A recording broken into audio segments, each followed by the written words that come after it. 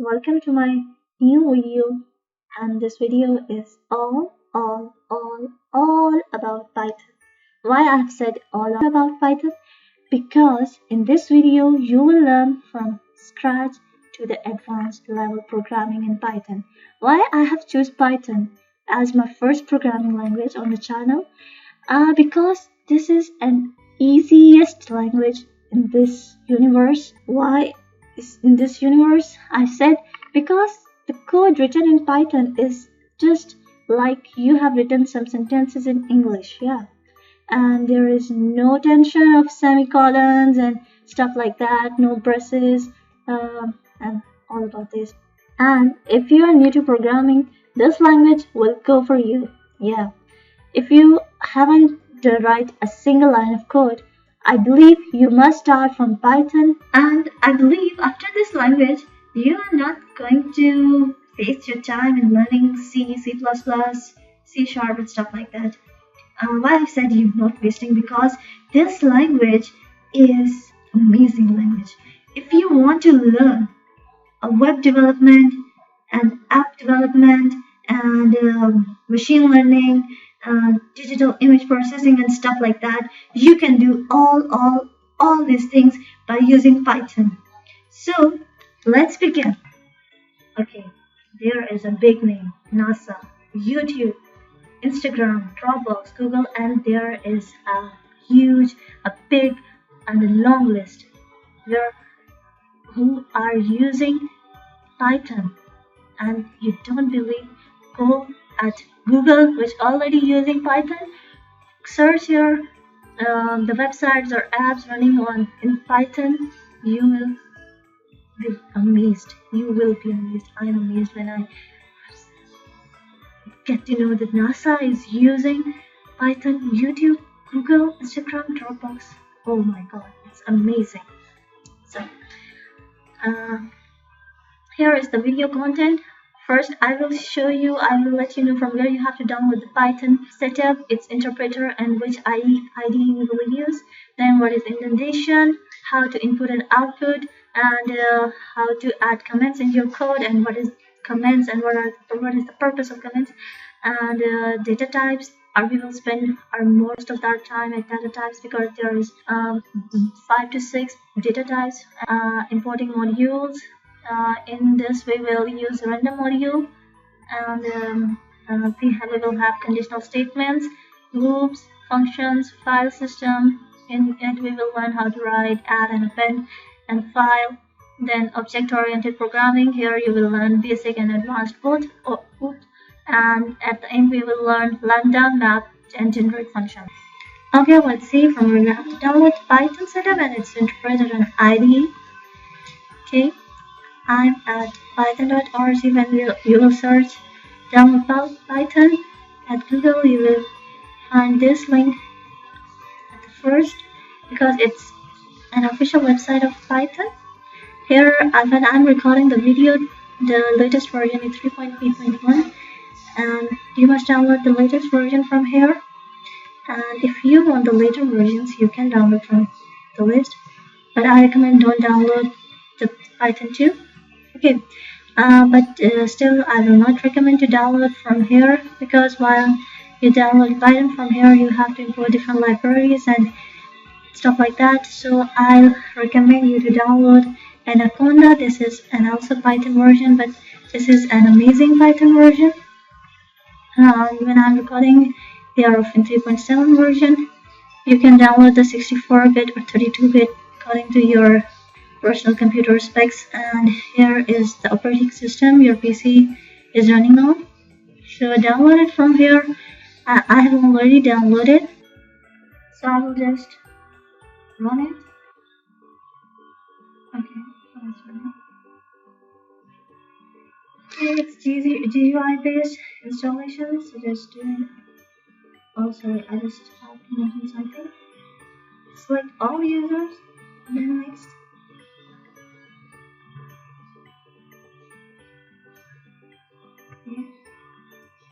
Okay, I'm just changing the link because I have already downloaded, so I can go next. Okay, here you have to check both of these boxes because I have already registered and I have already a setup, so it's showing me an error. But when you're installing it for first time, you will not find this error. And if I just want to say that if you are using any Python before this setup, so please uninstall it because Anaconda is best. You are not need to use any other Python version or setup. Just hit the install button and it will install. I will not install it because I have already installed it. Okay, when you open the Anaconda, you will find this window, and here is so many IDEs.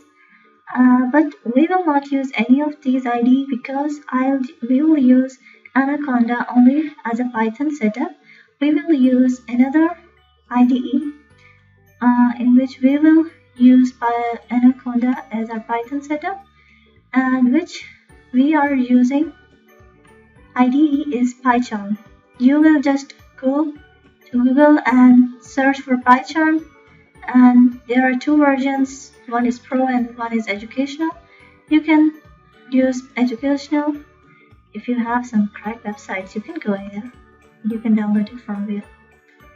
Okay, just hit the download button. It will start download. I have already downloaded.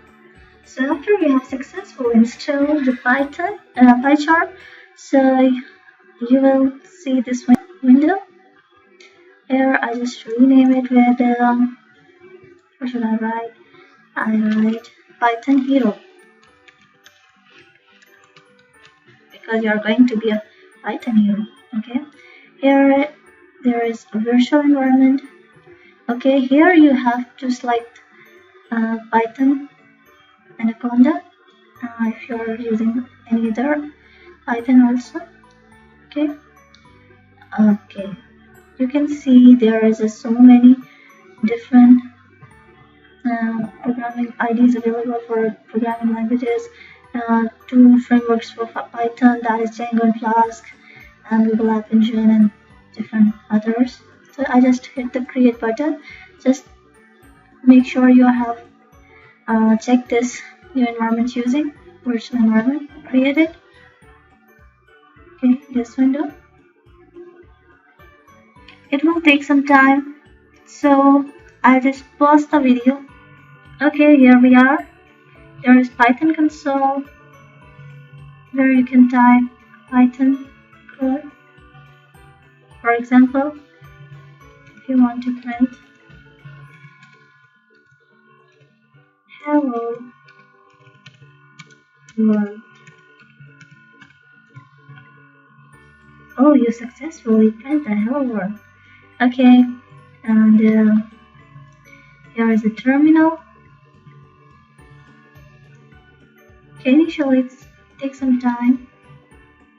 Okay, yeah, here you can run your CLI commands like cd dot cd dot okay, dir. Now let's create a Python file. Right click on it, new Python file.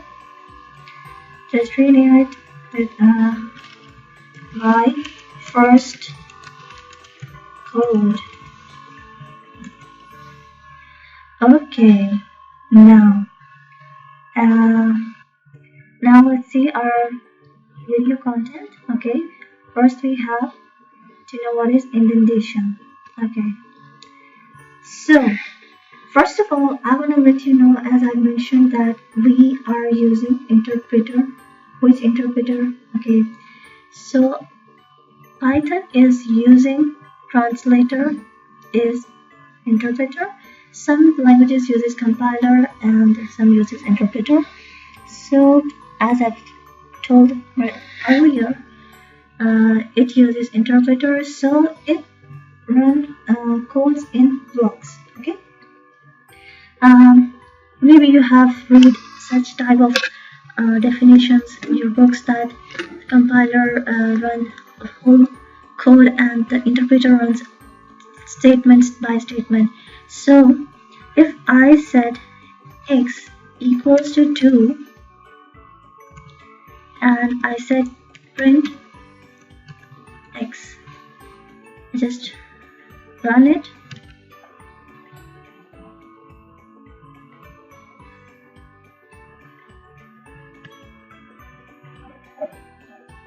It will give you the output 2, okay? But what if I will add some space between it? Oh, it's showing me an error. Why? Because this is an indentation. Here, this is the level 1 and this is the level 2. It's showing it is any parent function and this is any child function, okay? So where we use indentation? Okay. If you have any background in programming language, you may write if x is greater than 0. You will write like that just to show you this. Okay, now. But what you have to do in Python, if I set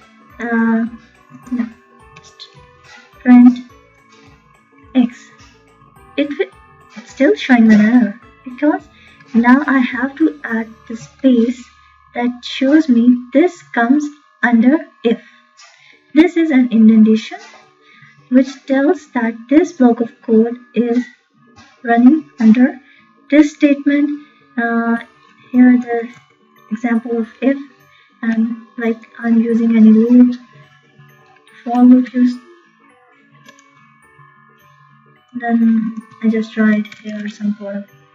Okay, because it's giving me error because I haven't mentioned any condition, so it obviously gives me an error.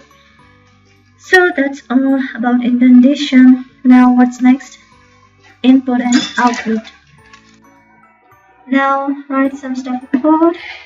Okay, let's do input and output. Okay, if you have to print something, you just simply write print any string. If you are using any if you want to write some sentence in English, you will use double quotes or single quotes. Here I will write hello world. Okay, and simply right click, run my first code. Yeah, it's showing me a hello world. Now what if I want someone, if I want a computer ask me for my name and it will print it on a screen, I will simply write input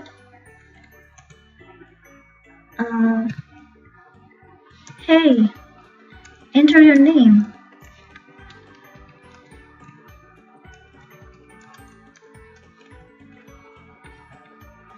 Okay, if I want to store it in some variable, I'll just write name. Oh, if you are from any other, if you have a background of programming language, you are surprised why I haven't tried any keyword before this variable. As in JavaScript we have to write var, and in C++ we have to mention this as a string or int type or float type. Yeah, here when we will go further on, you will get to know how to assign a variable and how to initialize it and how to build a variable. So you simply have to write its name. Okay, and then I want to print this variable. No, I am printing the variable, so I don't use single quotes or double quotes. I want this text as output on my screen, and when it takes an input, so it will assign it to the name, and this name I will print here. Okay, so just run it. Enter your name. My name is Hafsa. Okay, yeah, Hafsa. Now what if I want it show me some text before my name? I just write print. Okay, you will write F and single quotes or double quotes, This is a good way of condentation, string condentation. When I will teach you about strings, I will let you know that this method is fabulous. You don't have to write this. There are so many methods, but this method is now the latest way of writing a string or printing a string. As I say, hello. And now I want to print my name. I just add these curly braces and here I write name. Hey, hello Hafsa. Hello name.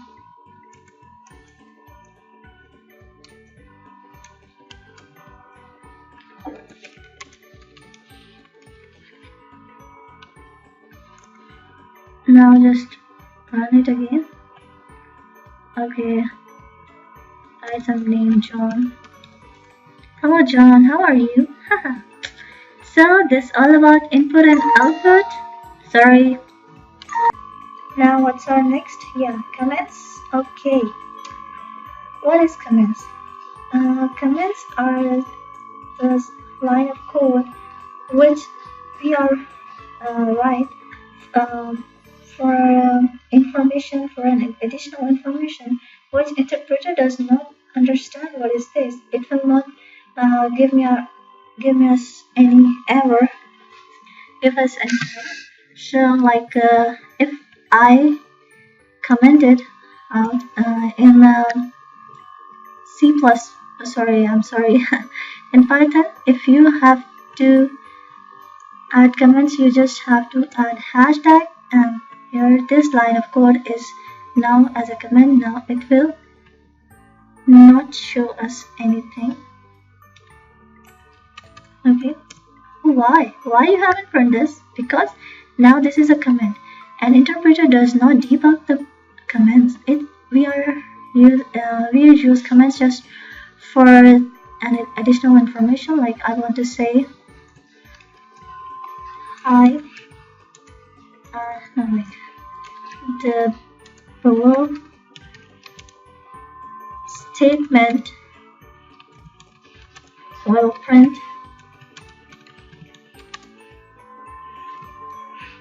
your name.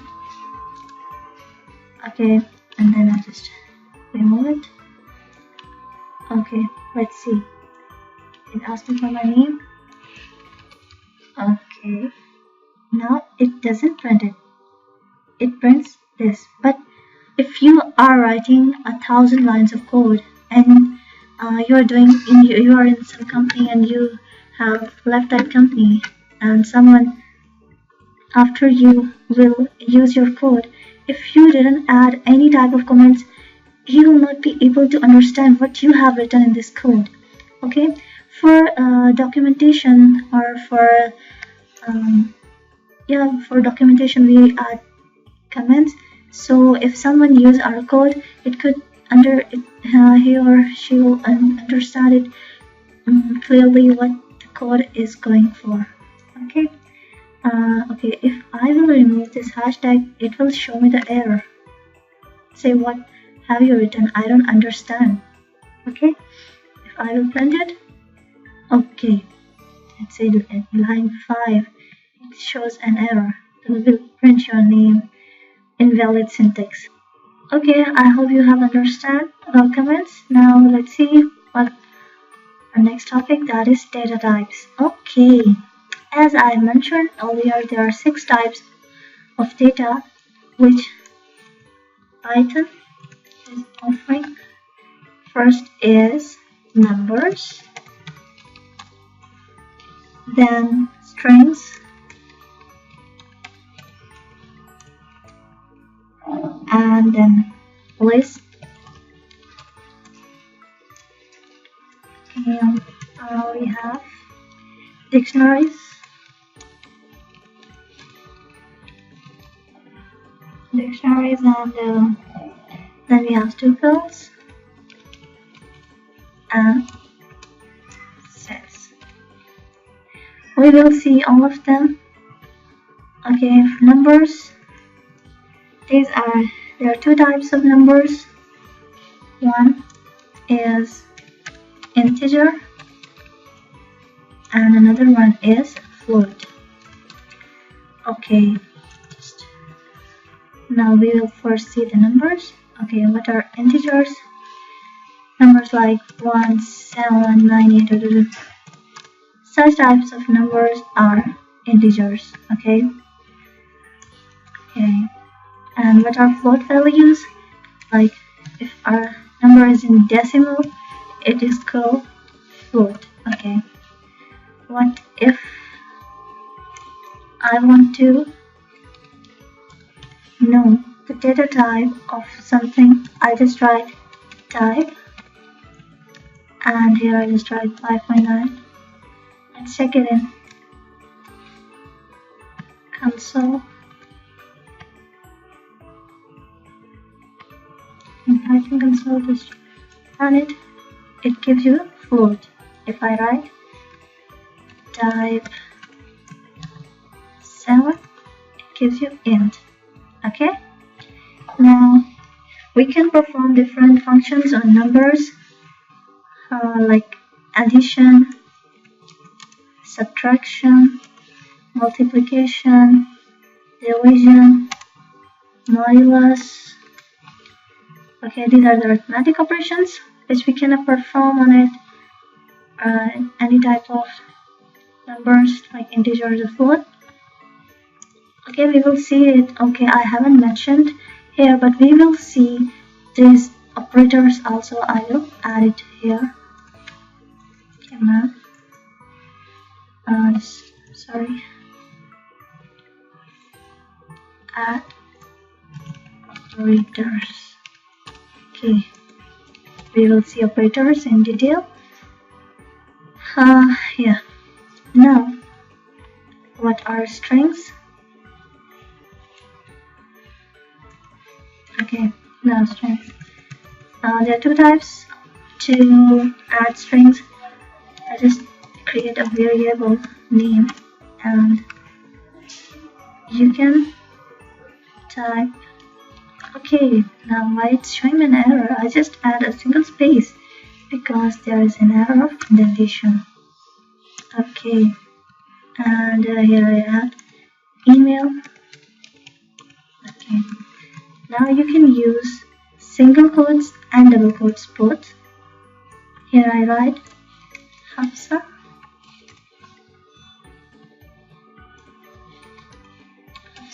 at email.com.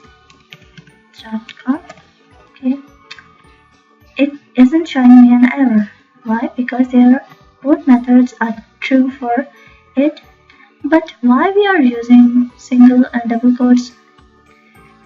Because if I want to write a sentence, just sent, like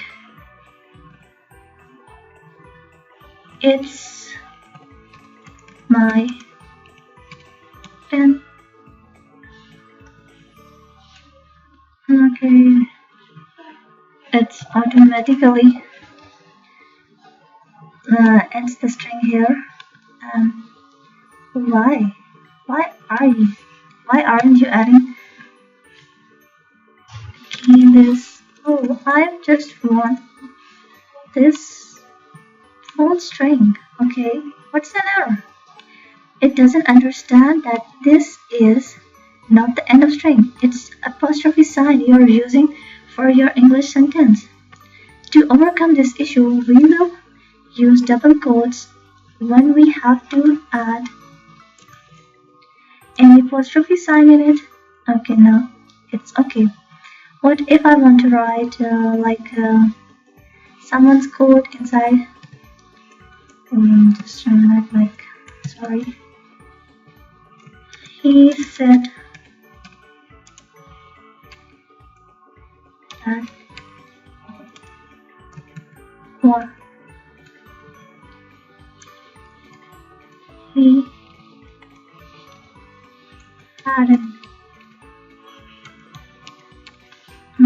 Why are you giving an error? I just want to write a code between this. To overcome this issue, we will use a single quotes. Okay, now it's fine. If we run it,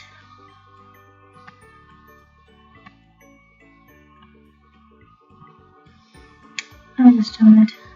I want to delete a comment.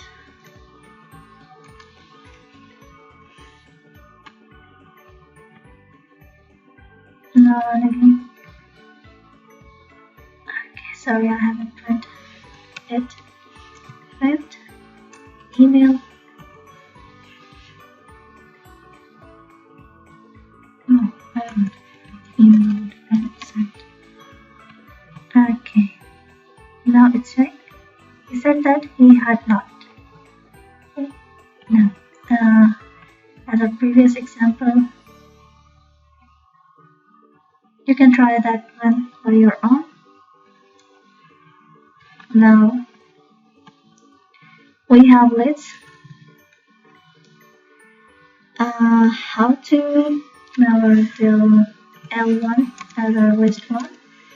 For list, you will use curly brackets. Okay, unless you can add any type of data type as numbers, strings,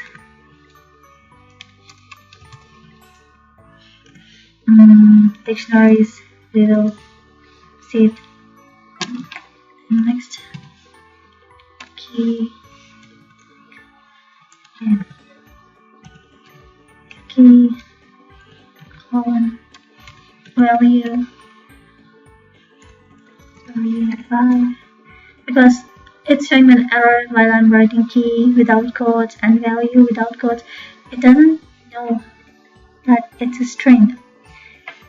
Whenever I add single quotes or double quotes, I get to know that it's any string, because any words without string are keywords, which are the reserved words in any language. Okay, we can add tuples and sets also in it. It can hold a different type of data types, and we will see it in detail later. Okay, what are dictionaries? As I have mentioned, there for dictionaries we will use one key, like key 1, value 1. Okay, sorry, I have to write in it quotes. I'm sorry when I'm doing it. Control X.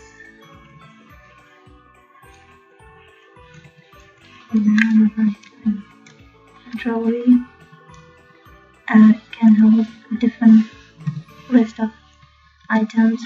Key 2.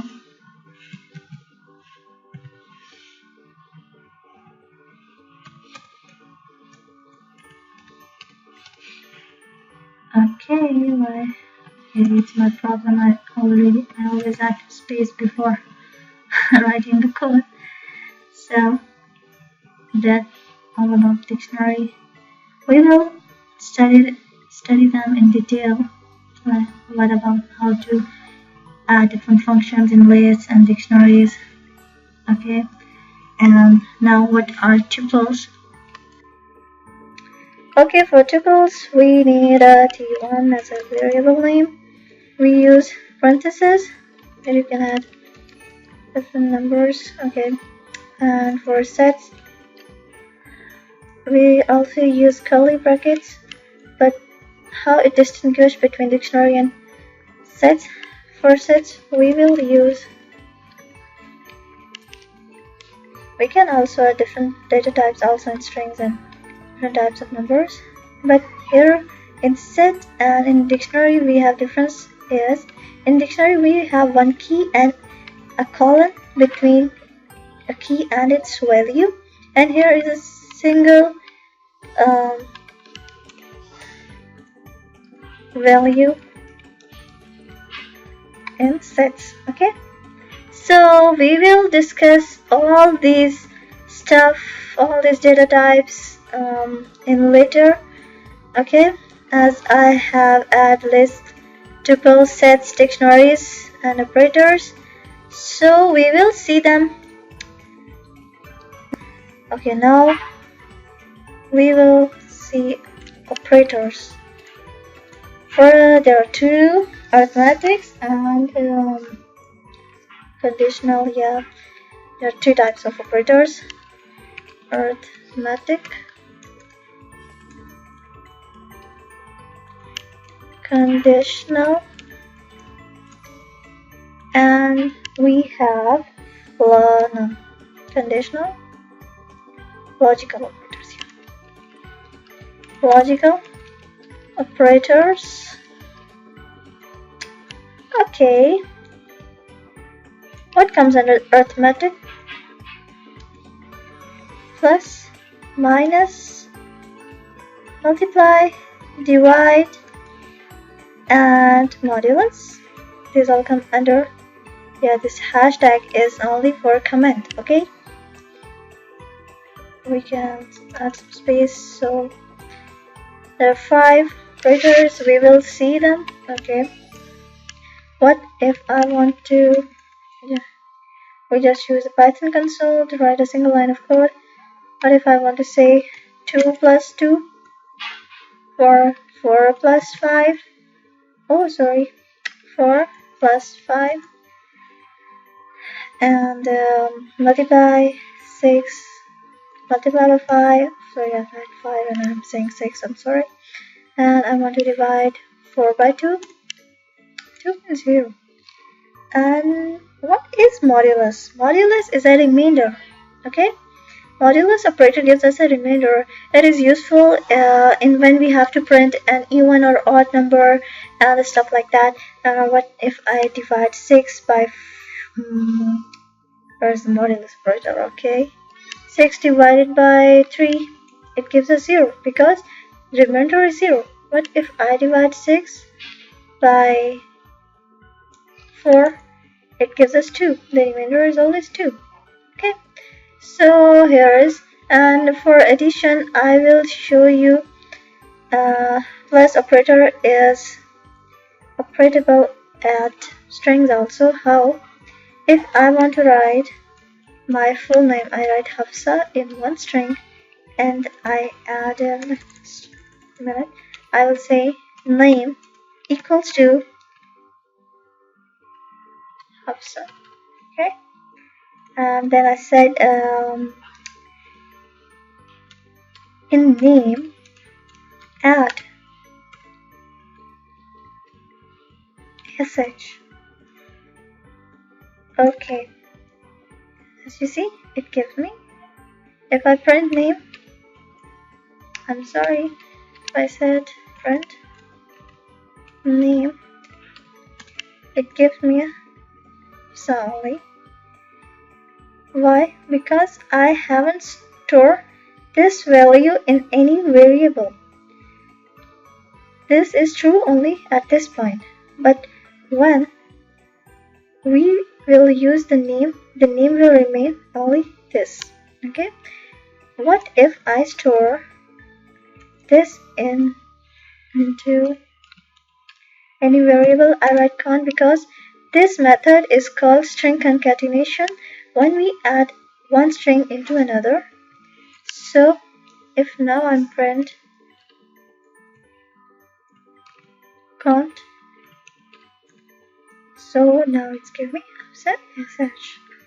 If I print name, it gives it me so. Okay.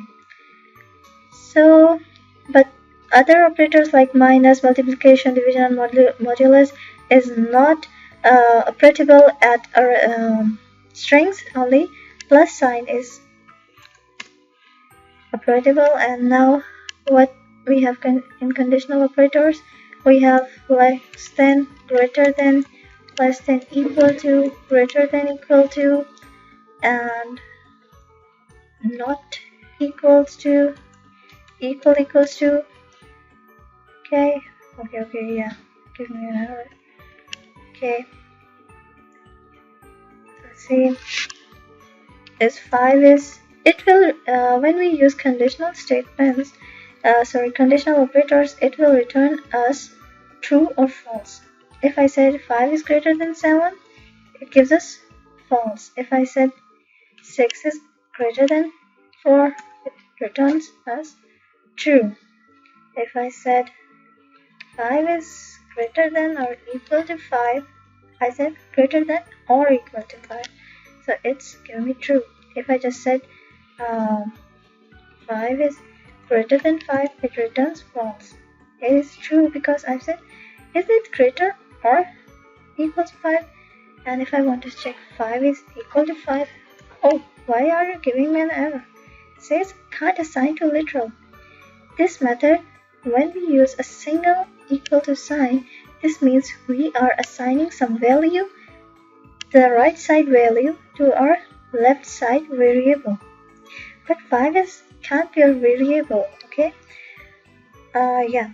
Later I will let you know how to write a variable names.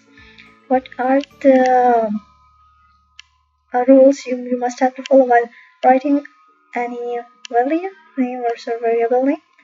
Okay. What if I have to check is it equal error 5 equals to 5? Yeah, it's true. When I said equal to 5, the answer gives me why, man? Okay. It's an error. By the way, it doesn't show me an error. Okay. Only use 3 ones, 2 ones. So, and this is equal, and this sign is for not equal to. If I said 5 is not equal to 7, true. If I said 5 is not equal to 5, it gives us false. Okay, I will check why it's giving an error. And now we have logical operators. We have 3 types of logical operators, and, or, and not. These are the Boolean operators. Okay, we use them in conditions, like if I want to say 5 is greater than 3 and 5 is greater than 4. It gives us true. Let's see the truth table. Okay, there's truth tables. Okay, here is the AND truth table. If we have both values false, then please. If we have both values false or any one value is false, our output is always false. And if we have both values true, then we have the result is true. But in our case, we have only when the value is we have only one result is false when we have both values have false or 0. But if we have only one value is true or both are true, we get the result true. And for not, if we have 0, then our answer will be 1, and if we have 1, then our answer will be 0. It always be the reciprocal of the statement. If I said 5 is greater than 4 and 5 is less than 4, then we have false, because let's do it for 3. Why? Because this statement is true, but this one is not true. So our answer is false. But what if we write it for or, we get true, because we have one statement is true. If our both statements are false, then we are getting false. Okay. And for not, I said not.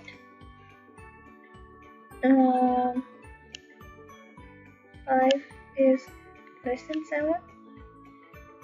What should be its answer? It must be true, but when we add not, it must return us false. Yes. Why? Because this returns us 1. Okay. 5 is less than 7. It's true, but when we said not, take its reciprocal, then it said it's false. Check it out. Yeah, it's true, but when we add not, gives us false. So that's all about logical operators. Now we are done with operators. Now what's our next? Okay, just cut it down. We have done it. Okay. Now rules for variable names. Okay. I will let you know. No, not here. Okay. Here are some rules. When you are creating a variable, a function name, or any class name which we will use later. So what are the rules? The first rule is never start with any number, like this is not true. Okay. Don't start with special characters. I'm sorry, this is it's not true. And there is also not true if we add any special character between the name between our characters. So we can't use special characters. Okay. And then we can use underscore as our first or last or in between. Okay. And we can use numbers in between or at last also. Okay. But we can start with a number. Okay. No. Okay. And some reserved words like keywords, like if, for. Have you used any keyword before? Print, input. Such words are always called reserved words, or they are called keywords. They also can be the name of any variable. Okay, can't be. Okay, it can't be name of any variable. So that's for the rules, and you can search for more rules on Google. Okay, now we are done with it. Okay, now importing module. Okay, for this there is a method called import, and we are using random module. Okay, import random, and we can rename it as random. Okay, we have then random. Then we have different functions in random. Run dot rounded. This will generate a random number. First number will choose from here 2. Second number choose to this. Generate any random numbers from between 2 and 10, and we will print this. Okay. Control V. Sorry, I have to move it. Run it again. Generate 6, 4, 3, 10, and it will go on. Okay, if you get an error while importing any module, you simply have to go to terminal and type pip install module name, as we are using random here. So I'll just write random. It will take some time, but as I haven't received an error, it means I've already installed it. So this modules. Okay, now we are at conditional statements now. What are conditional statements? What if you have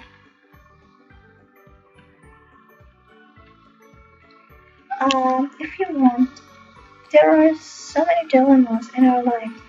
We want, if I have this, then I will do this. If I have this, then I will do this. Okay. To implement this at computer in programming, we use if-else statements. Okay. So what is if-else? Just comment it out. Okay. Now, if I said if, let's suppose we have some x and this is 7. Okay.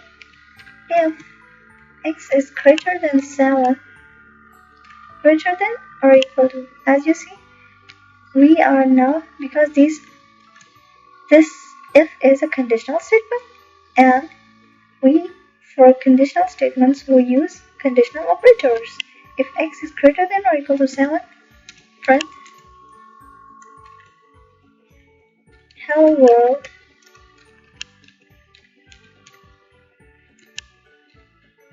Okay, now run it. Let's see. Yeah, hello world. So hello spellings. Hello world. What if there isn't 5 greater than 7 or greater than 7? It shows nothing. So if we want statement, if this statement is not true, this one, the system will goes out of the program. Interpreter does not know what to do next. If this statement is not true, this indentation level will not work. Okay, and it will move here and here. If I write print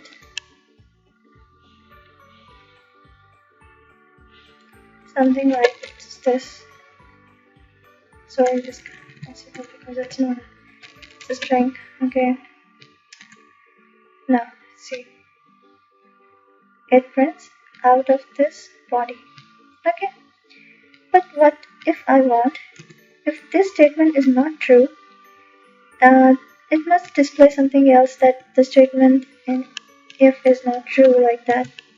I just said, yeah, in loops and in conditions you must end with colon. Okay, I can now print this is else statement. Else statement is always true when this statement goes wrong. Okay, let's see. However, no, this is else statement because x is not greater than or equal to 7. What if I write date? Okay, then where's the else statement goes? Yeah, if this statement goes true, this statement will never execute. If this goes wrong, this statement will execute. What if we have more than 2 choices? We want, for example, we have a result or we have to display a grades.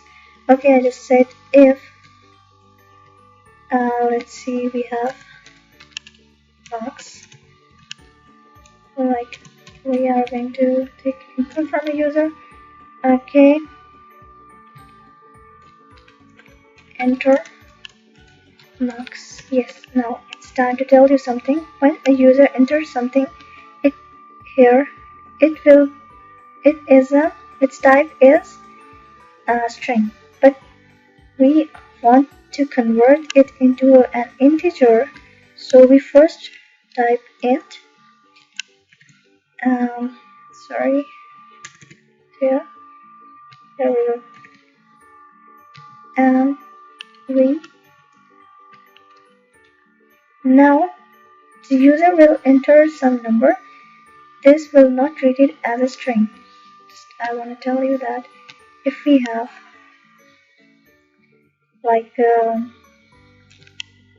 this is not a, this 5 is not an integer. Now it treated as a string. So to implement some operation on this arithmetic operation is not possible. Okay, so for we must have to convert it into an int. For example, is an int 7 plus 5. Now it's true. So here we are doing this. We are taking a string as and convert it into an int. Okay. So okay, just remove this one. Okay, now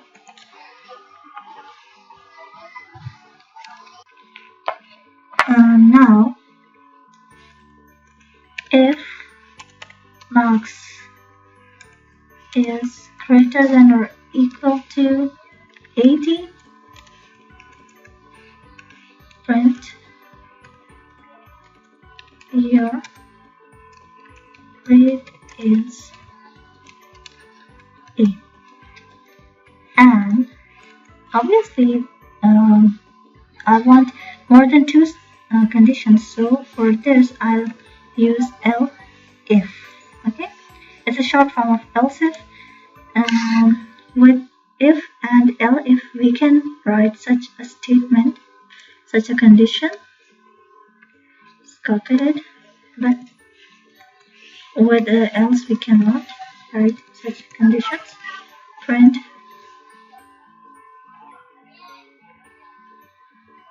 calculate simply your grade is. My God, sorry.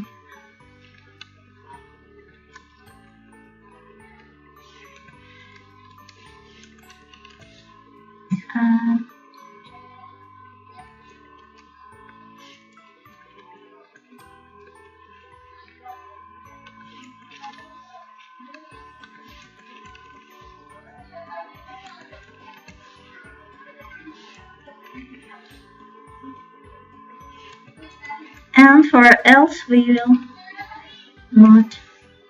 cannot write as such statement, such condition. Now print your fail.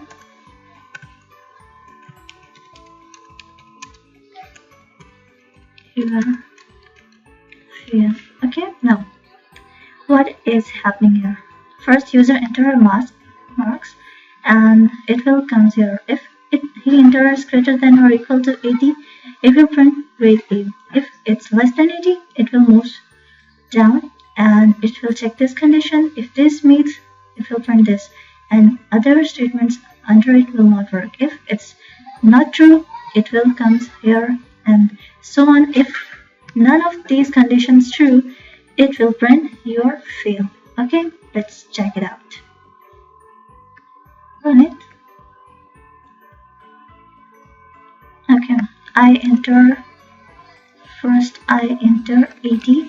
Just read. Now other statements will never run if this statement goes true. Okay, what if I enter 76? It will print grade D. Now this statement this time is working because when this comes false, it becomes true, and then there is no need to check bottom statements. Okay, now what if I write 40? Okay, you fail because I haven't added any conditions related to 40. But when 40 does not meet any of these conditions, so it simply goes to else and it prints your fail. Hope you understand it very well. If you have some queries, don't hesitate, comment below. I will help you at any time. Now, just cut it down. Conditional statements done. Now, let's move to list. Okay.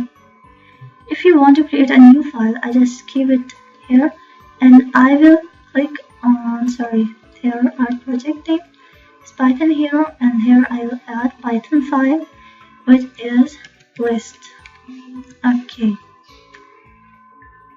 But before list, I give you an exercise which you have to comment below, and that is That is a number guessing game. Okay, now you have to generate number between 1 and 10. If you enter the number is equal to the random number computer generates, you simply print your pass or you won. Or if the number you entered does not match the number generated by a computer, so you just print you lose. Okay, simply I just help you that it uses random module and if statements.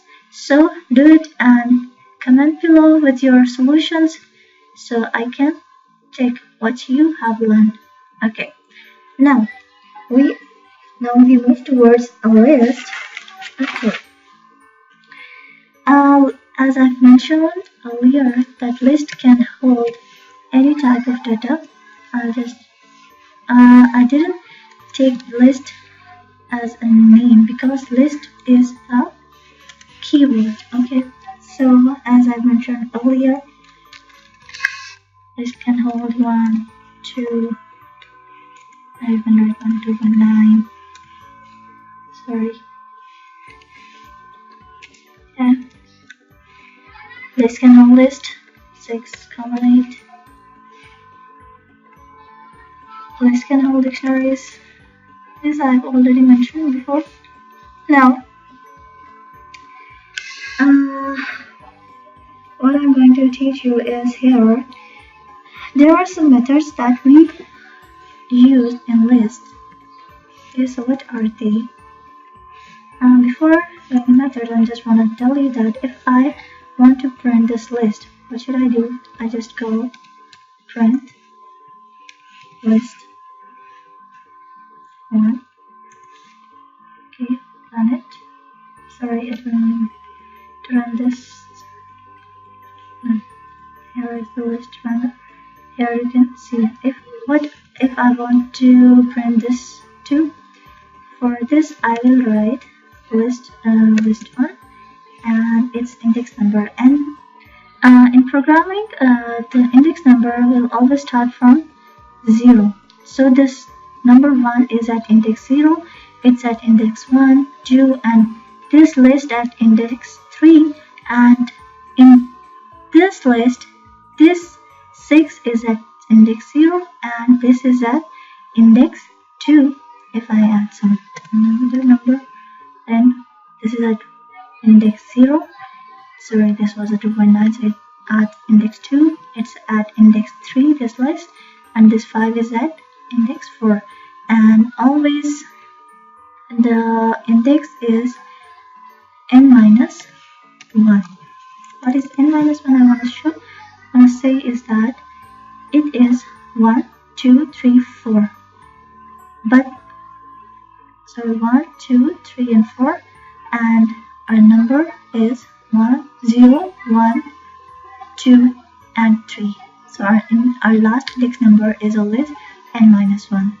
To print this 2.9, I just write here index 1, and I'll have to print it. For this, I'll just do it. Okay. Now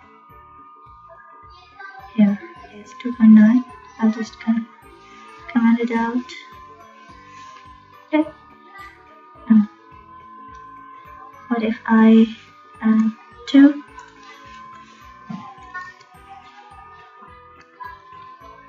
So this is at index 2.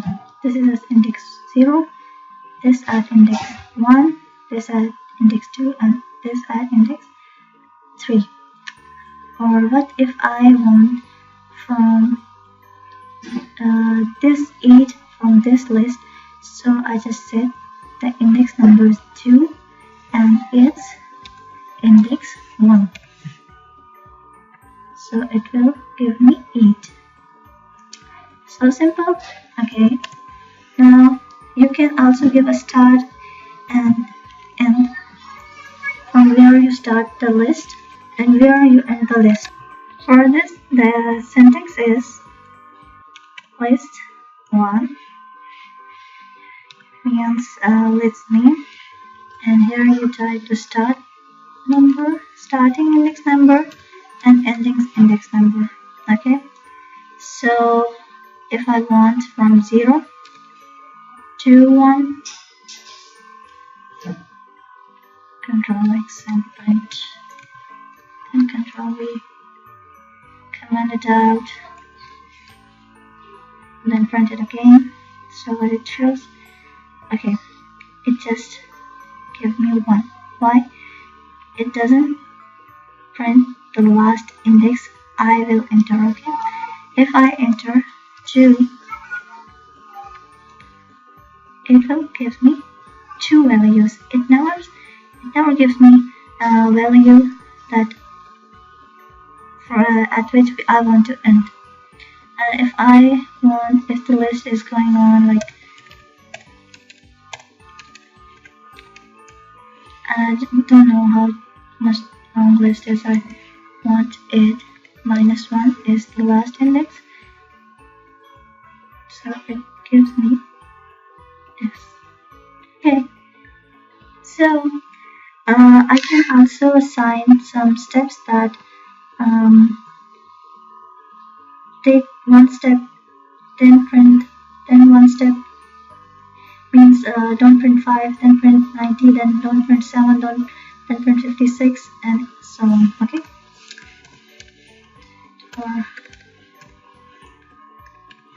Okay, and here this is for starting, this is for ending, and this is for step. Take 2 steps. 1, it will leave this and moves here, then leaves it and moves here and moves here, and so on. Okay, 90, then 56, and 6, 7, 8, and why it's not showing these two? Because I said till -2. Okay, sorry, till -1. So this is -1. It will never print it. If I said how much? 1, 0, 1, 2, 3, 4, 5, 6, 7, 8, 9, 10.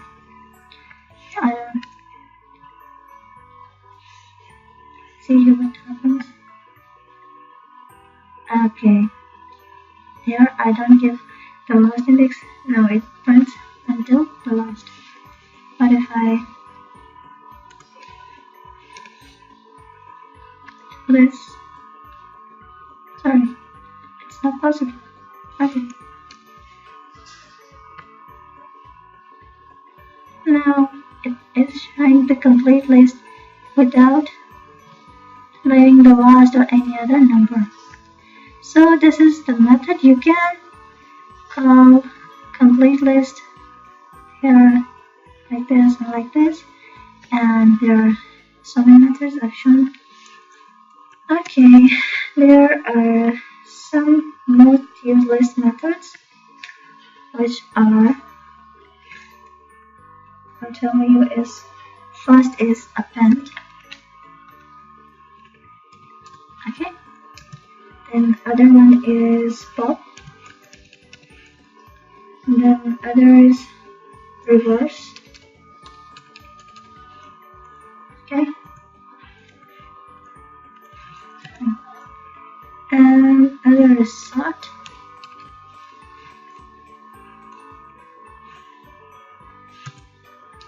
and okay, insert. We will see them one by one. Okay, for this, say list 1 dot end. Okay, and because these are the methods, so we use parentheses. For this, I said append 0. Just comment it out. Now let's see.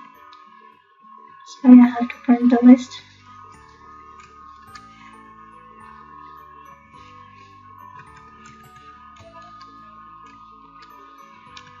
Okay, this time run it again.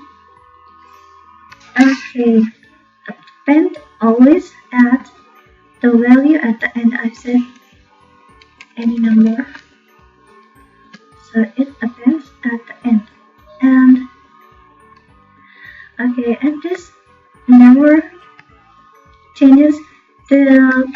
this list which I defined in my program. Okay, because this is only done dynamically. Okay, and then what's our next method? Next is comment it out. So, copy this list and try to paste it before all these methods. So we don't need to add parentheses.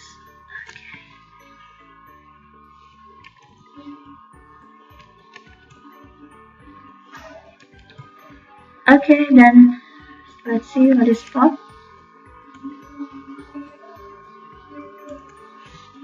And now it pops the last value, means it will remove the last value dynamically only. Okay, it does not. These methods never change the actual list. Okay, then reverse. It will print our list in reverse order.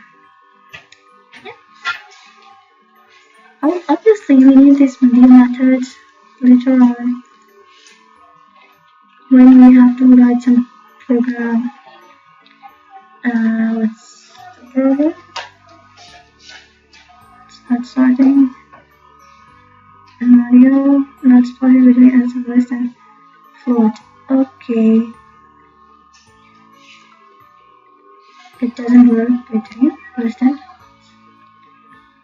Okay, just remove this. Oh, now check it out. Yeah. So for sorting, we must have same data type, and does it really needs the same data type? No need of same data type. It only showing error because we add a list into a list, because it doesn't know what is the list in integer. Okay, so okay, and insert function is very good function.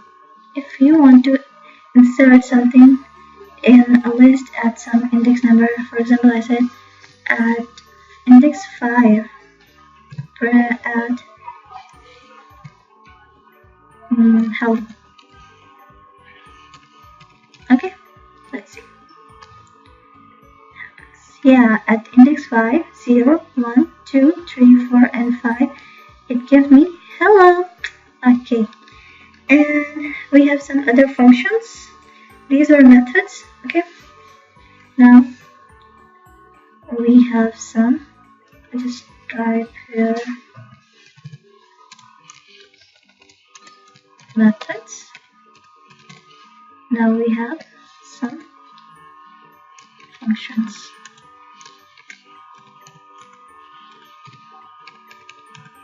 Okay, what are functions? Functions, we have length. Okay, and we have min function, max function, and for this we must add them in print statement.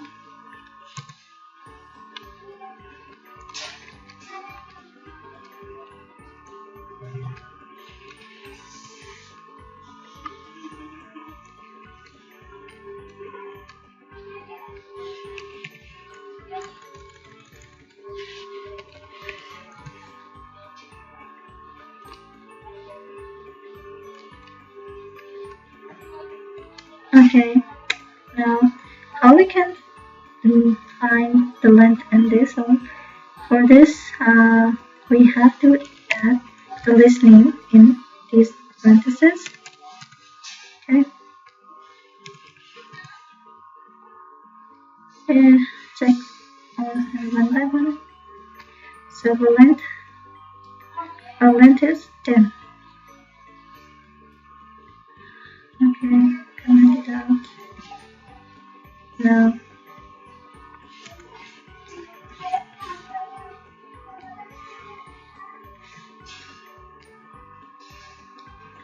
minimum value in our list is 1,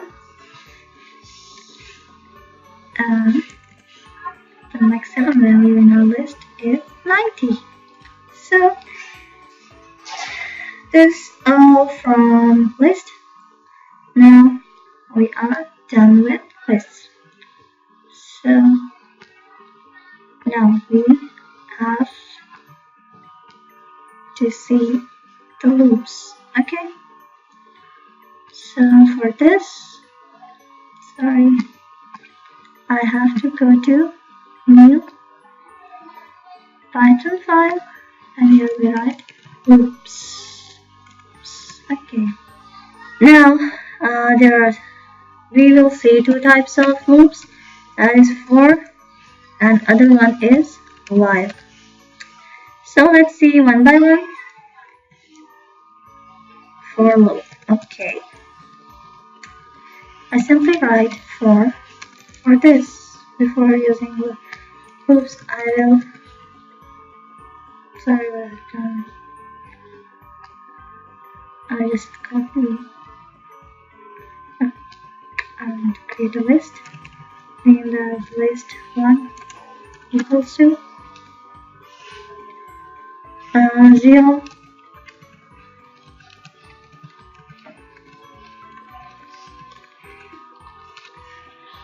Okay, now I said for number in list 1, print my name is Hafsa. Okay, now I just print it. Sorry, I first run this one, so it gives me my name is Hafsa for 10 times. What it's actually doing, it's saying for a number, any number, it's a variable in list 1. Print my name is Hafsa. It will run for 1, 2, 3, 4, 5, 6, 7, 8, 9, 10, and 11 times for this loop. Okay, but if I want to print my name as 100 times, what should I do? I simply write for num. Before this, we have a keyword that is called for num in range 60. Now, I want to print my name 100 times. If someone has it, okay, just run it. Oh my god, it prints my name 100 times. No, I'm not going to count it because I believe on it. It must print it. I just changed the number into 40. It will print my name 40 times. Okay. So this was an easy method to print something or to run the loop. Actually, this in keyword is like if I want to know, like if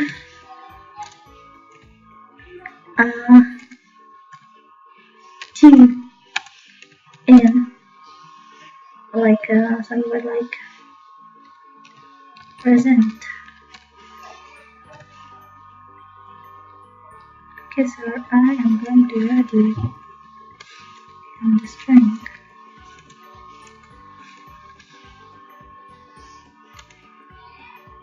Print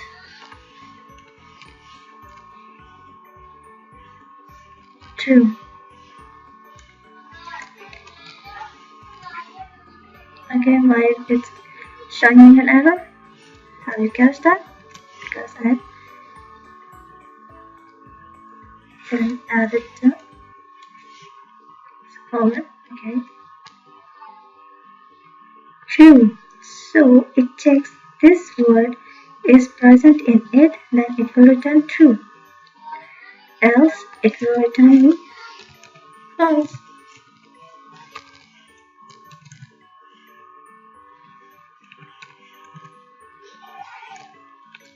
Okay.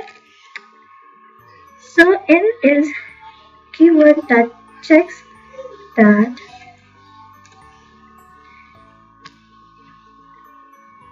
the number or a keyword or a string is present inside the given string or in a given list or in a range.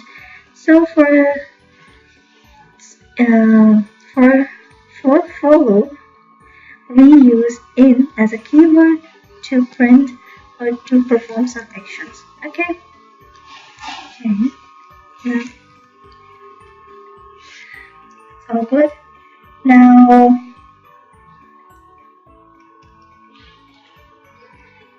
okay, what I wanted to let you know is,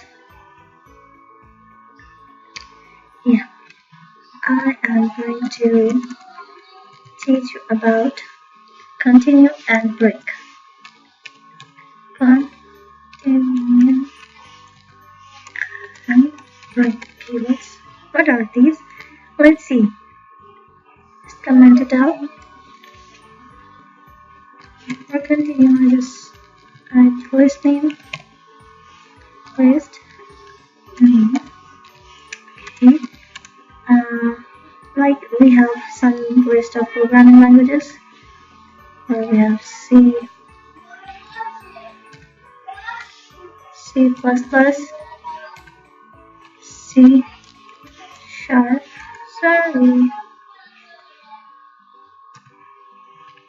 C#, Python,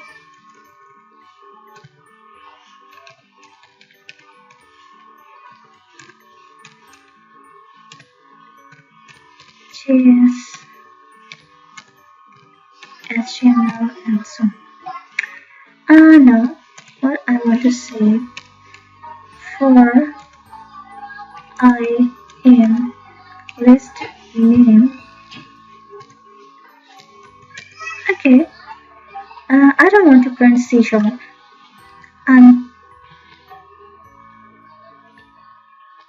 what should I do? I said if I equals to C#.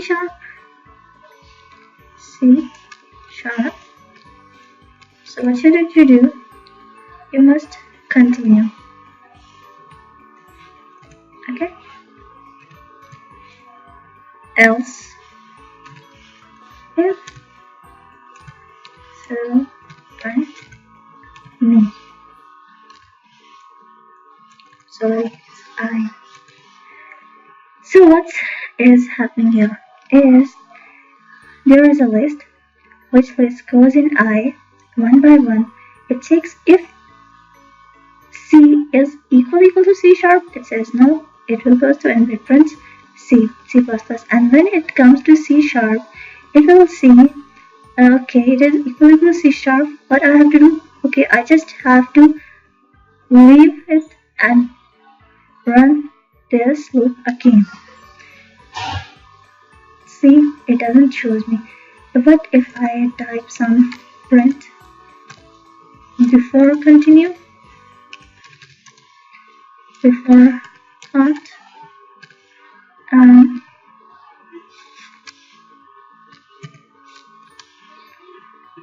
when an interpreter finds a continue keyword, it will not run the line of code under this statement, and it will move towards the loop, okay, and start continue and leave all understatements and run the for loop again. Okay. So we find this statement, but we didn't find this, and never until we'll remove this for and then we can find this. Okay.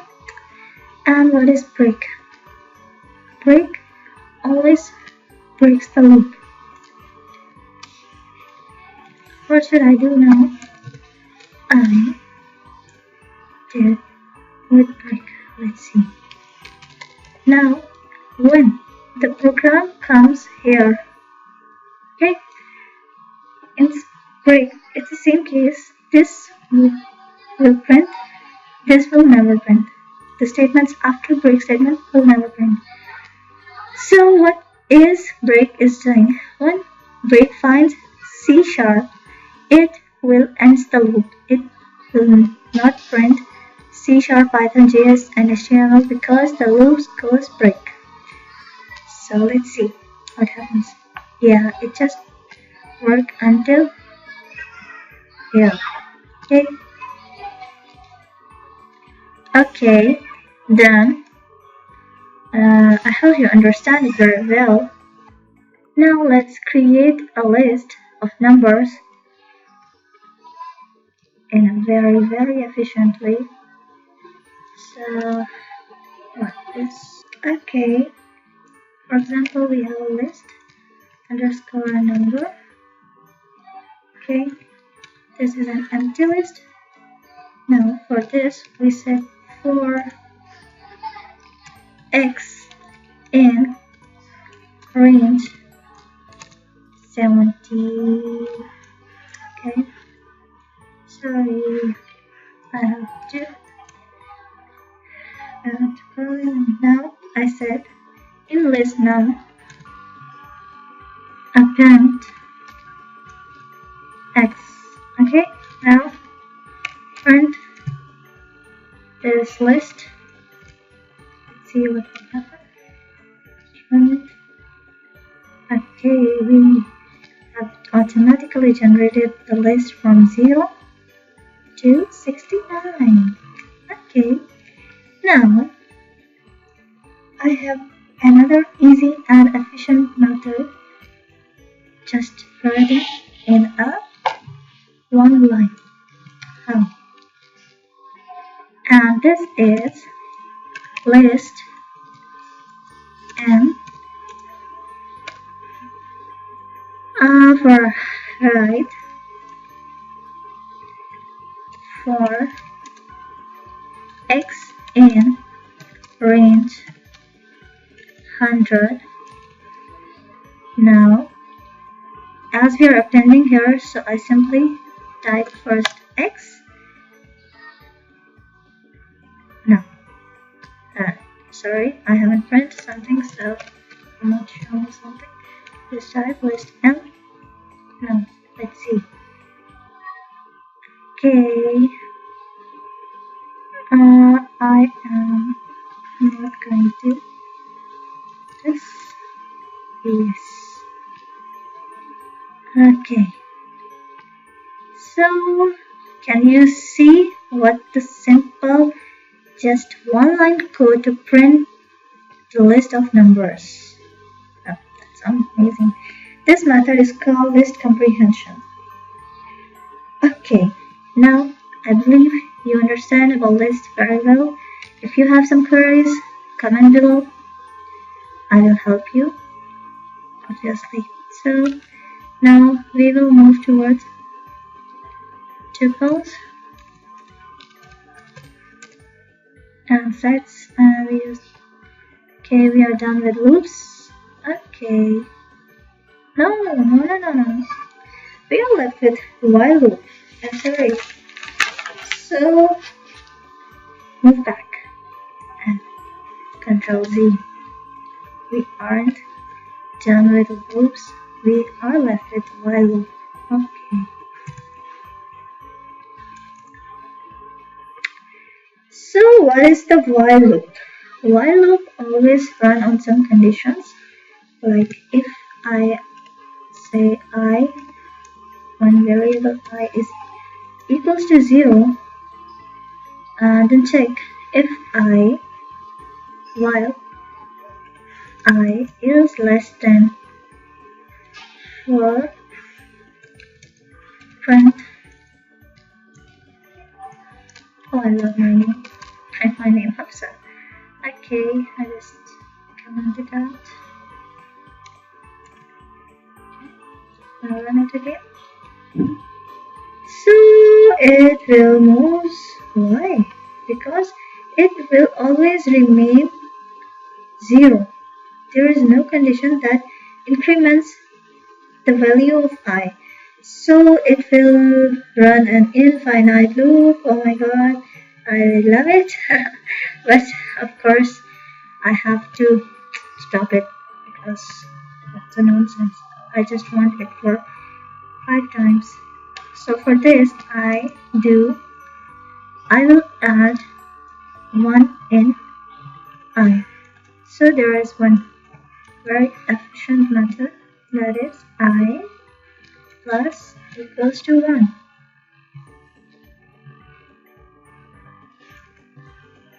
Okay. So this is equals to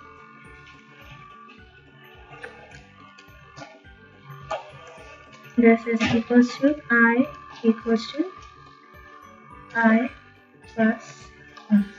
Okay. So now let's check it out. It prints my name only 4 times. Okay. So this while loop always runs until the condition is true. Once the condition gets wrong or false, it will stop. Okay. Here, and initially I is 0. It comes here and it checks yes 0 is less than 9. It prints Hafsa, and then it goes down and it adds 1 to I. Now the value of I is 1. It goes there and 1 is less than 9. It prints Hafsa and then adds 1, and it goes on until it reaches 9, and 9 is not less than 9. It stops here and the while loop breaks. So now we are done with while loop. So let's move toward. Now we are going to discuss tuples, sets, and dictionaries. First, we will see about tuples. Okay. What are tuples? Tuples are immutable. That means it doesn't spot change. Tuple, first for test. Okay. And for assigning a tuple or creating a tuple, we use parentheses. Once we have created a tuple, it never changes. Okay, let's do it. Sorry, I have to run this program now. So if I print tuple test, okay, it will give this. What if I want to add 7 here? Okay, so I said tuple test index at an index like index 4, add 5, then print tuple test, first print here and then print here. Okay. Oh, now what I want to show you is, as it's Python uses interpreter to translate its high-level code to machine-level code. So as we always read in our books, the interpreter works, takes a code line by line and print it. Now, what's happening here? It runs this, then it runs it, and here we get the output. When it comes here there is an error. What's the error? Sets can never change. We cannot append the value in sets. Never. So when it comes here, it gives us an error. What? Tuple object does not support item assignment. We cannot assign an item after we have declared it once. So here we have clear our 2 concepts. One is about interpreter. It runs line by line. It debugs the code line by line, and it shows an error if it occurs. Okay. What if I write, does it print next time After error occurs, let's see. No, it will stop working here. So that was it. That was all about tuples. Now let's see what are sets. Okay. Sets are like a set underscore test, and we declare it with curly bracket, and here we can add a numbers like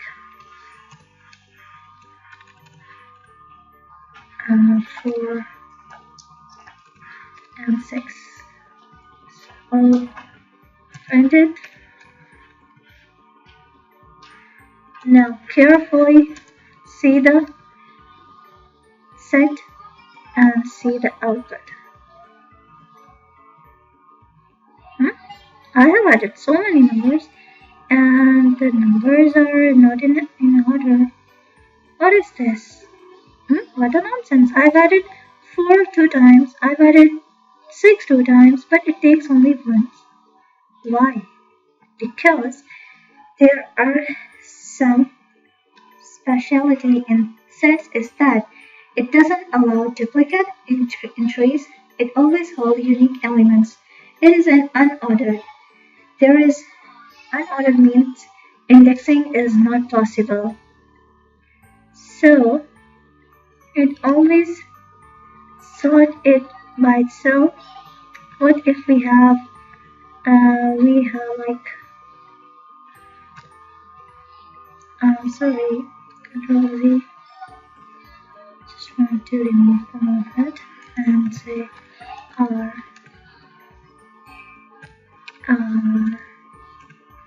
and then F and E.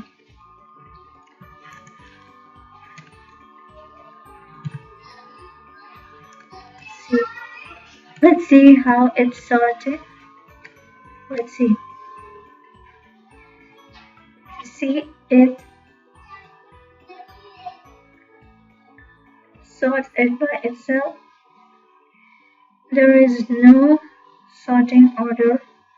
H, R, C, F, E. It's all its wish, how it wants to. It always changes its order. Oh, that's all about tuples and sets. Now create a new file for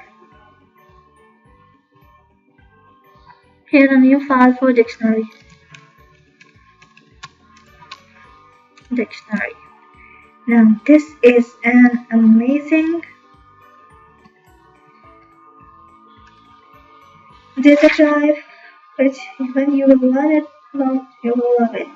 It's like if your mobile phone has a contact list, you can create here and you can create someone's data like, let's see, we have dictionary underscore test and we want to create someone's data like name is awesome. Email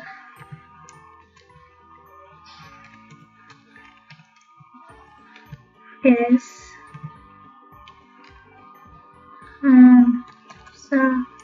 at email. By the way, it's not my original email. Don't try to mail on it because I'm not sure it's here. Okay, so email name, email, my phone number, like phone number is something like 007 any number. So it's not my personal number. What else? Let's see. Okay. Now let's see here. We want to print complete dictionary. That is dictionary test. Now here we are getting this. Okay. If I want the name of person, that is name. So it only returns me my name. If I write email,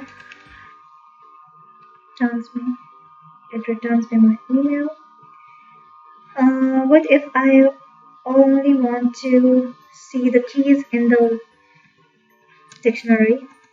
So for this I will use follow for all keys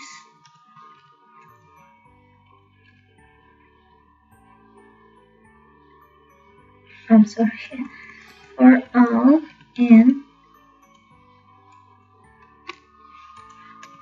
for keys and text print key.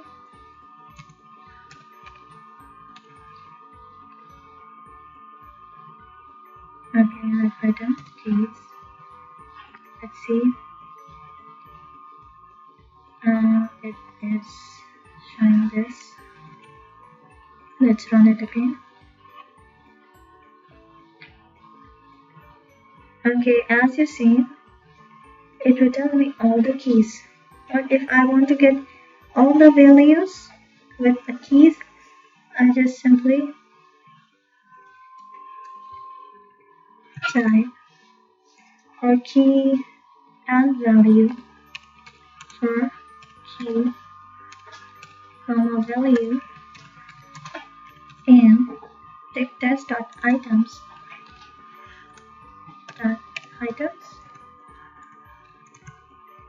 place print key and the value. Let's see.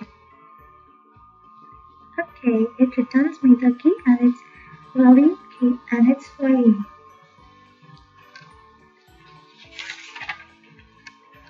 What if I want to change some value? I simply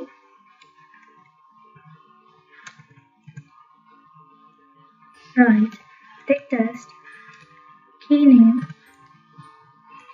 Like I want to change the phone number, I just say change number equals to, I have taken a string. Okay, now let's find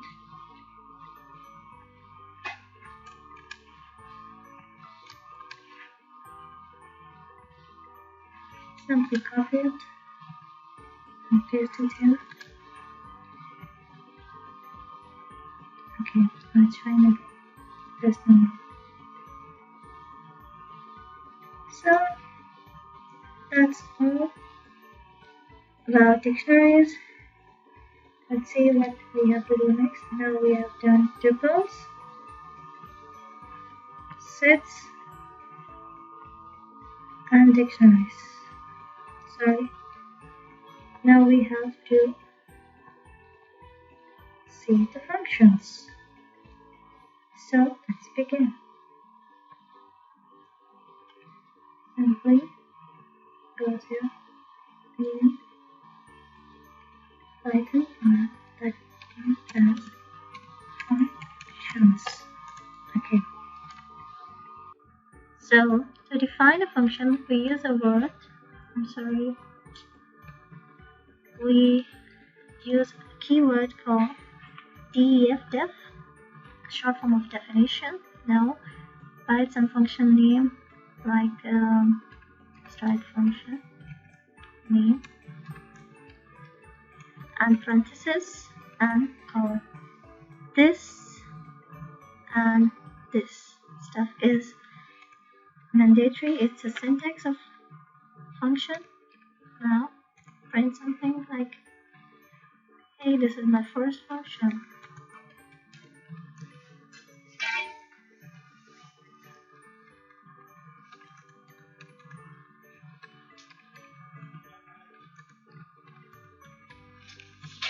Okay, so let's run it.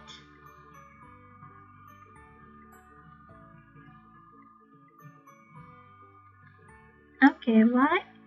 Oh my god, why haven't you print this line?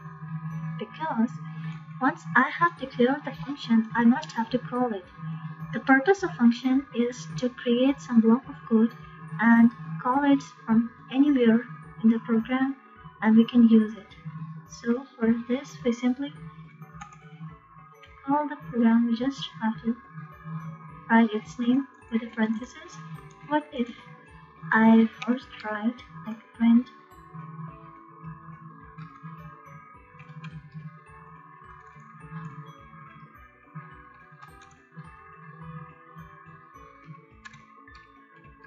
Python hero? Okay, let's see what happens. Okay, it first prints this and then I call the function. It goes here and here he finds this statement and it prints it. Okay, yeah. What if I want something like I want here my name must be print somewhere. So for this we will find another function like def. I'm not using this function, I'm creating another function like print name. Okay, for this I assign any variable that is called parameter. Now I print using if string.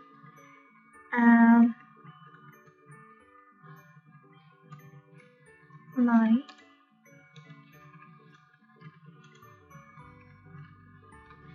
name is name and I am learning Python. Now, what to print it? We must have to call the function that is print name. Okay, run it. Oh, what's the error? You see, one missing required position, one argument that calls a name. Okay, now this function can't be called if I didn't give any value in these parentheses. If I write 7 here, it shows me 7. If I type any string like Sally, so and Python here from here, function name from here, and my name is Sally and I'm learning Python is from here. Here the function calls, it goes there, my name is, and Sally will move. This Sally is now assigned to this name. When this statement prints, this name holds this value and it prints here.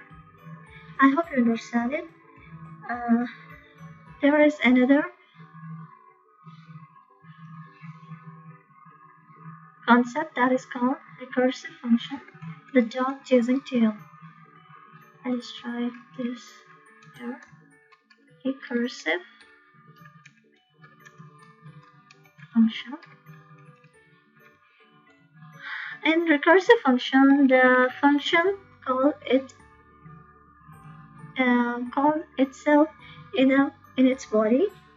So, for example, I have to print a table of number times table. For this, we will use a recursive function that will help us to print the function effectively. You can print a function using a loops. It may be your exercise, could be your exercise. So create a function of times table using loops and comment in the below section, comment section. So I will create all the videos on exercises I mentioned in my video later, but it's your exercise, you must do it. Let's do it with recursive function. I use table as a name And now else the number whose table we want to print, and I is used for a loop, or you can say a recursive function. For this we use a result, a variable that will use the value. Now print now static, so not print compute static I a, then print f strings. Okay, sorry. Now multiply by I is equals to the result. Okay, now if I will write only this block of code, it will run only once. For example, I call it, and here I give print a table of 5 and I is 8. So it only shows me one value because there is no loop, there is no dog chasing tail technique. So what we have to do, we will first increment in I, and then we will add a loop. We are also using a loop here. I is not equal to 11. Sorry, I have a colon. And now I will call my function. Okay, let them know. I and break. Let's see where I have to break it. I believe I have to break it on this level. Let's see.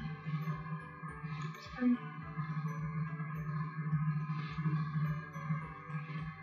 What happened? Outside the loop. So that doesn't make sense.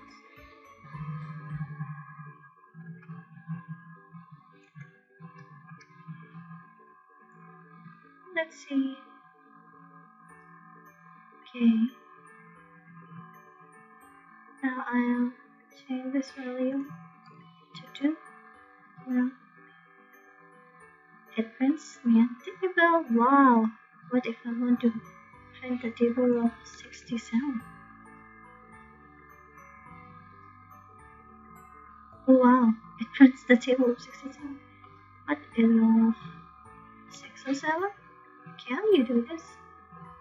Oh yes, man, I can do this. Wow, you are up.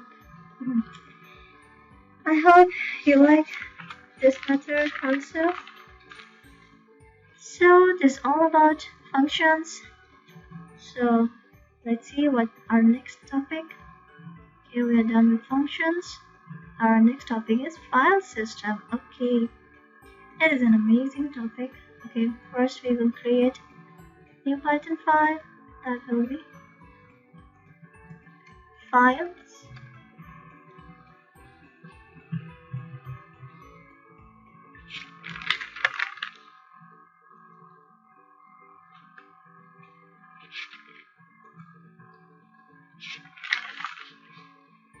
Okay, now for file, we will create a variable called file equals to. First, we have to open some file. First, we will create a file in this folder. For this, I'll just simply write open notes .txt file. Okay. There are 3 types of notes which we will see, that is write mode, read mode, and append mode. Okay.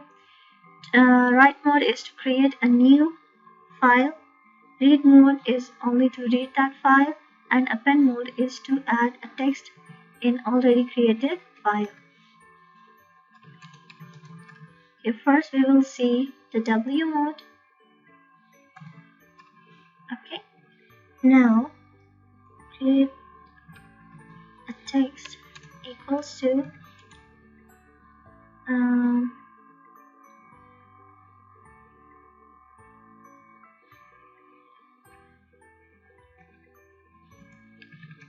this is the text in my notes. Okay, now then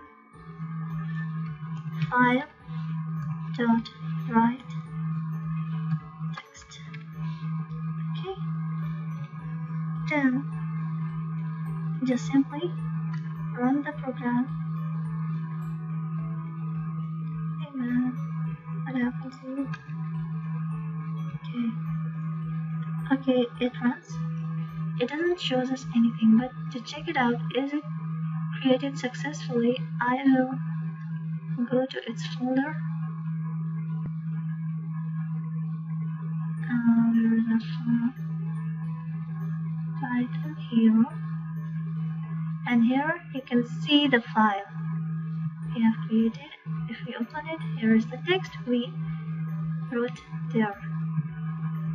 So, okay, what if we want to see the file in our Python console? We just change the write mode. Okay, sorry, the read mode, and then I will say text equals to file dot read function, and then simply print text in this folder. Okay, this is the text we wrote before. Okay, now what if I want to add some lines here? I just simply go there and write A and say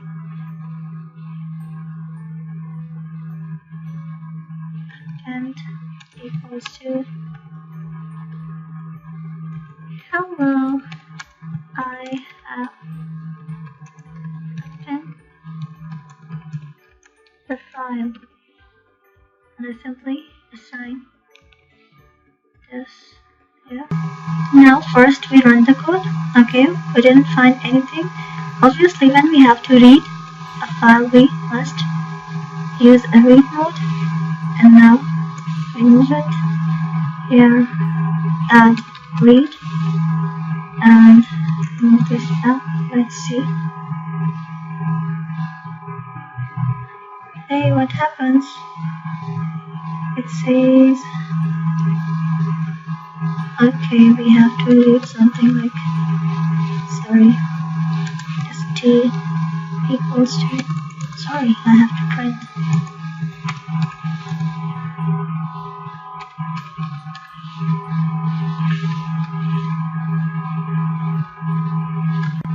Let's run it.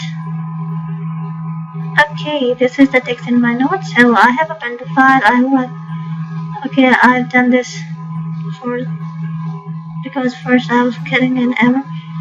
So this is appended here.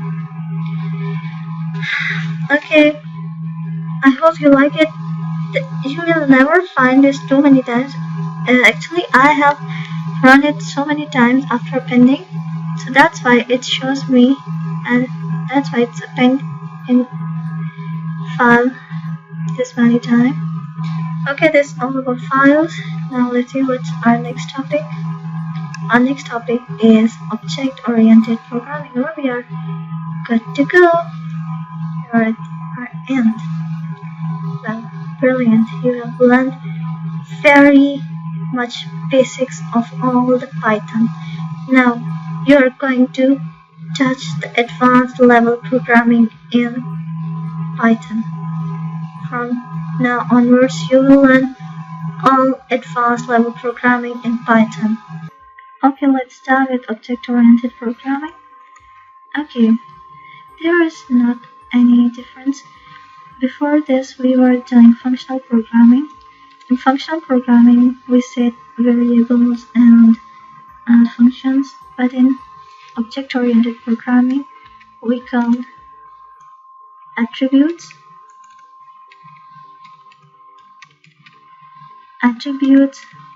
to the variables and methods to functions. And there is no big difference, only the difference of names. Okay, now for example, we have a class. The object-oriented programming is structured in classes. So for this, we have to write a class and a class name, and then colon. For example, we have a variable is x equals to 2. Now, to call it, I just create an object for this class. That is my object equals to class name. Okay, now to call this, I just write print my object dot x. Run it.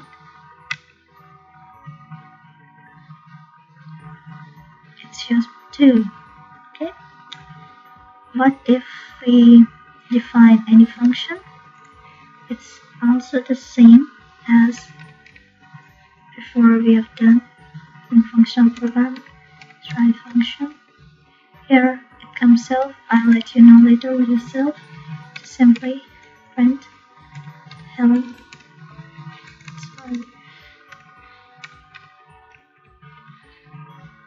Now call function my object dot function. I will just remove this self because we are not using it. Okay. Now this was a basic object-oriented programming. Now let's start with an advanced object-oriented programming.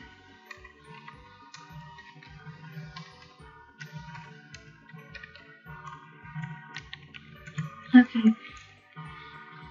For this, we will use class. Okay. For example, we have a class of employee. And in other programming languages, we use the word constructor, but in this, we initialize it in this manner, init self. This is the function when, as we have created an object here, when we create an object of employee, this function automatically runs and it assigns a value. Okay, what is this self? For example, we have a name, a person, an email, salary. Okay, we will ask a user to enter his name, his email, and salary. Now to assign these values to this function, we simply add self dot before this.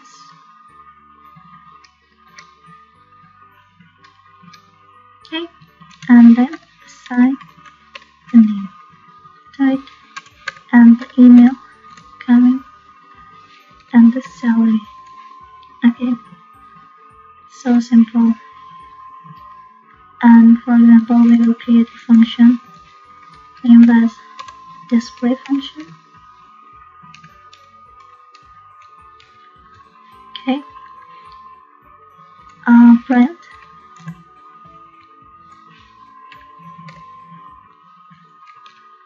the employee name is self.name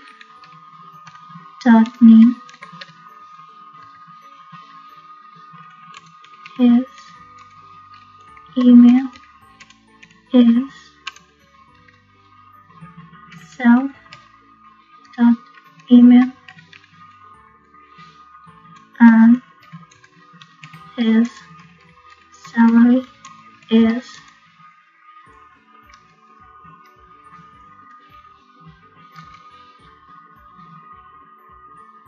his self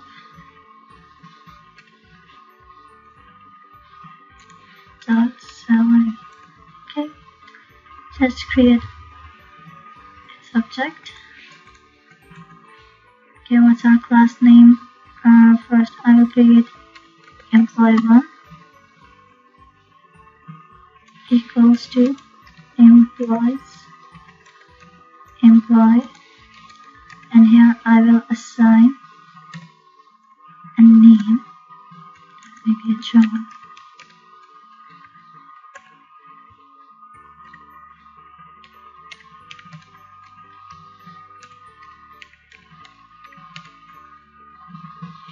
And its salary is 600.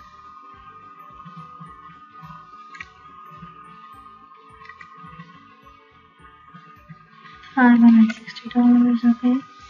Simply, I run the program. The function display. Okay, run it.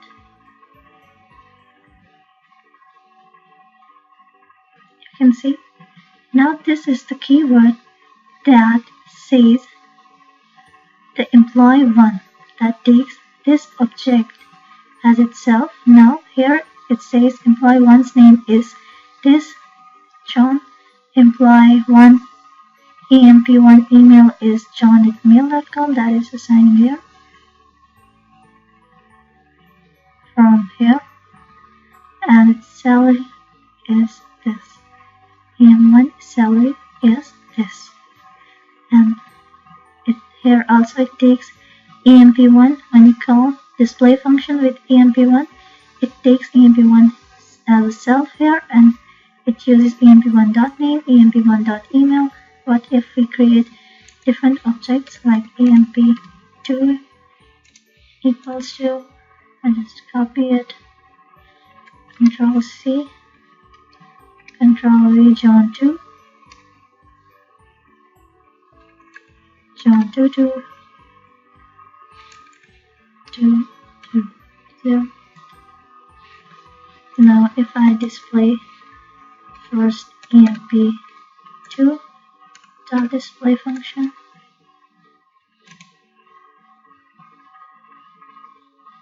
okay. Can you see? First it takes emp2 when we are calling with it, and second time it takes emp1. You can also call this function as, if I comment that, you can say employee dot display, and here you say employee2. It is same for as we have done there, and you will find no difference between them. That's all about this advanced object-oriented programming. I hope you understand very well. If you have any queries, please comment below. Now we are left with only the 3 advanced functions that are lambda, map, and generate. After this function, you will find the power of Python. Okay, sorry, I have to create a new file. Advanced functions. Okay, now for instance, we have function like adder. We have x, and we will return x plus 10. Okay, now we will call it like 5 plus 10. Sorry, I have to run this. Okay, sorry, I have to print you adder. Now let's see. Here is 14. Now I'm going to show you the power of advanced programming. We will write this code just in two lines of code. Create. This is a function name adder, and now keyword lambda. X is a variable, and return x plus 10.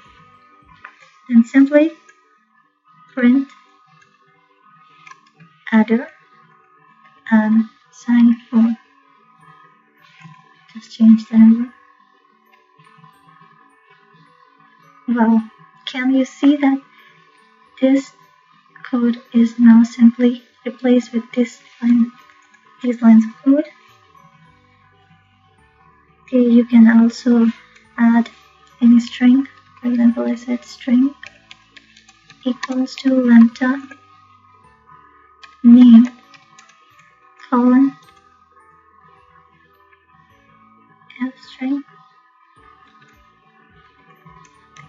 My name is name, and I simply call this function print add string.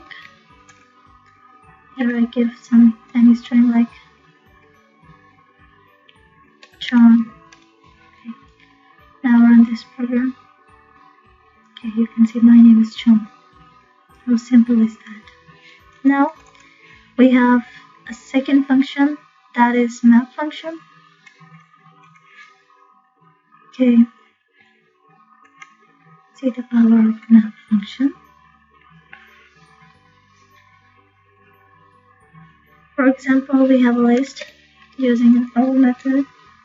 We have list 1 equals to 1, 2, 3, 4, and 14.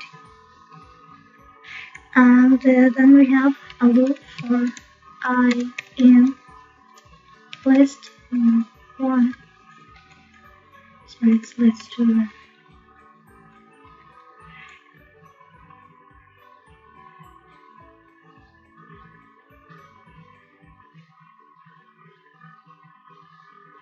I is equals to I staring 2, and then print I. Now let's see what's our output. Our output, basically we have write the program to multiply the list with 2. Now test using a map function.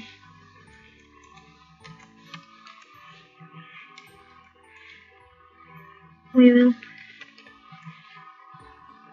simply use multiplier x.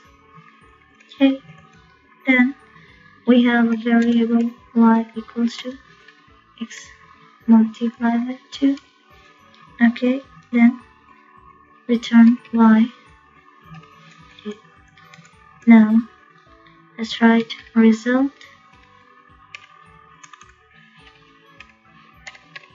equals to list is a keyword. Now we are using create a list and map function. Which function? Multiplier function. And we don't give any arguments here from list 2, which I have from list 2. Now check.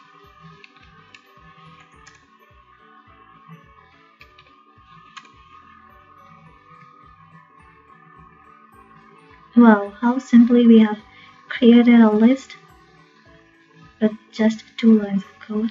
We have a multiply function which multiplies a function, a number with 2 and returns us y, and then we have a variable result in which it's a list type, because here we mentioned to create a list by mapping the multifunction with list 2, and here we get the result. Okay, now using both lambda and result function, let's do something.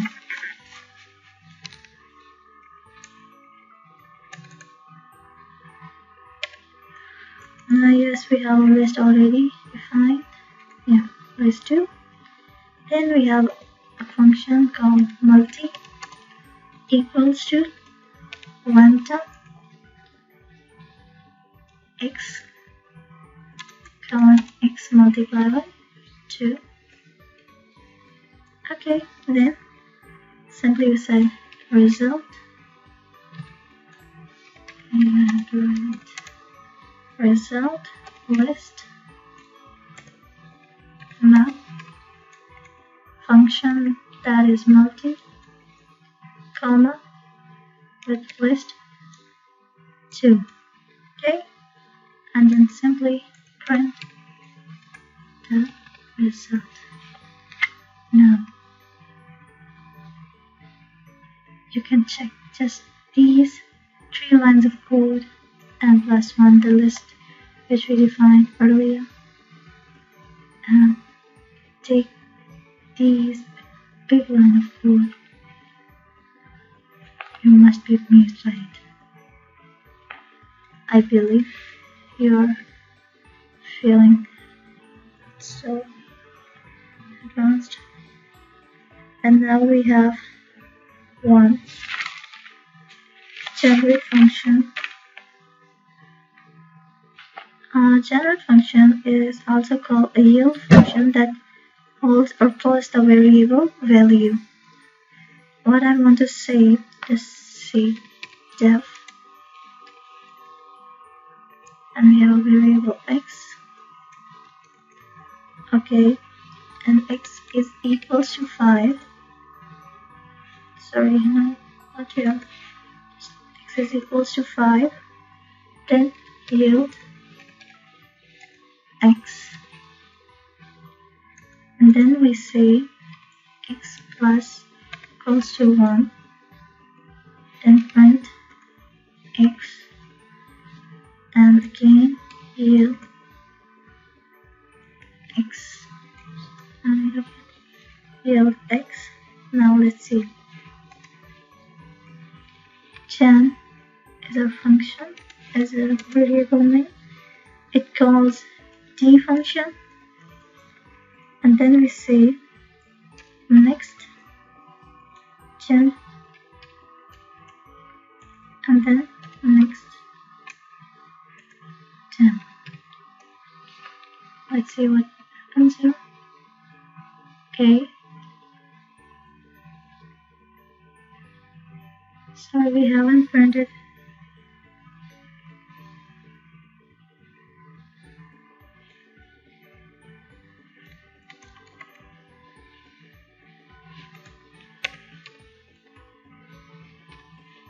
Now let's run it again.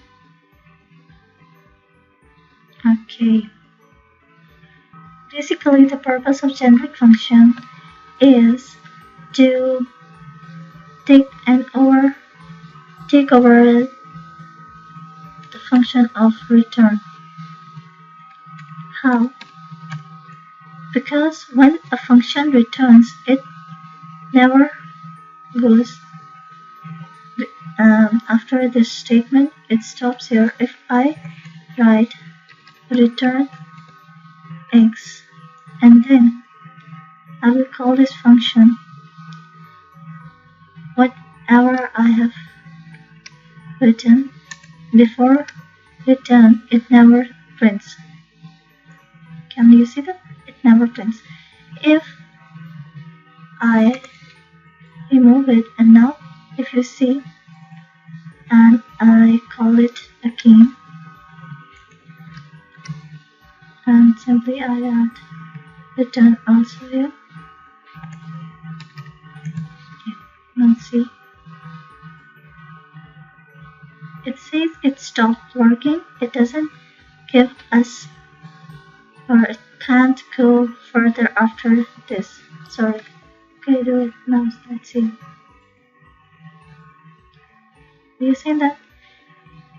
But if we use yield instead of return, we hold the program, and